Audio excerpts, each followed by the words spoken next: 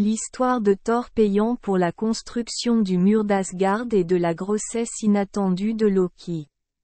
Pendant que les dieux d'Asgard construisaient leur résidence et achevaient le domaine humain de Midgard et le château de Valhalla, un artisan habile vint demander de construire une résidence très solide pour les dieux, et s'assurer qu'ils n'auraient pas peur de la glace.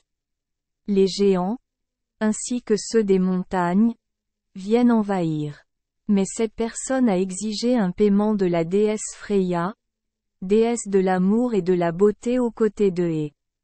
Les dieux voulaient tous deux un mur solide et ne voulaient pas perdre la déesse Freya, la lune et le soleil. Loki eut une idée. Il conseilla aux dieux d'accepter la demande d'échange du géant, à condition que lui seul doive achever le mur avant l'hiver, sans l'aide de personne sauf de son cheval, sans quoi l'affaire serait invalide. Loki estime que le géant ne pourra pas achever le projet avant l'hiver. Les dieux étaient d'accord avec le plan de Loki.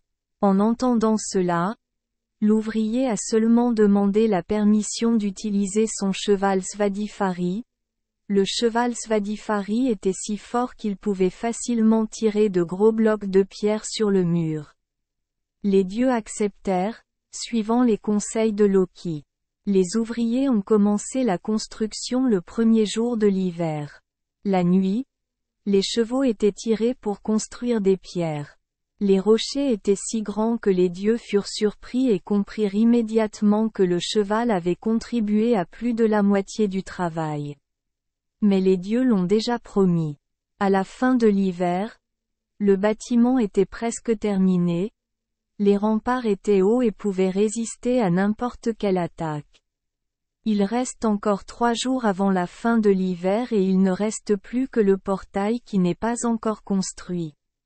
Ensuite, les dieux se sont réunis pour discuter de savoir qui pourrait emmener Freya ou comment cacher le soleil et la lune ailleurs pour assombrir le ciel et la terre. Les dieux forcèrent Loki à réfléchir à un moyen d'empêcher le géant de finir à temps. À contre-cœur, Loki n'eut d'autre choix que de se transformer en jument pour attirer le cheval du géant et le suivre au plus profond de la forêt. Cette nuit-là, alors que l'ouvrier et son cheval allaient tirer des pierres, soudain une jument sortit de la forêt et hennissait. Le cheval Svadilfari a immédiatement arraché les rênes et a couru après la jument. L'ouvrier l'a rapidement poursuivi mais n'a pas pu suivre. Ayant perdu le cheval, l'ouvrier n'a pas pu terminer le mur dans les délais. L'ouvrier savait qu'après avoir perdu sa récompense, il montrait sa véritable forme de géant des montagnes. C'est alors seulement que Thor agit. Il lance son marteau, brise la tête du géant et le jette dans la région de Niflheim. Et Loki, sous la forme d'une jument, fut finalement rattrapé par le cheval du géant. Les 2 chevaux se sont accouplés et Loki est tombée enceinte, donnant naissance à un cheval à 8 pattes nommé Sleipnir. Merci les enfants des Esperluette Croisillon 39.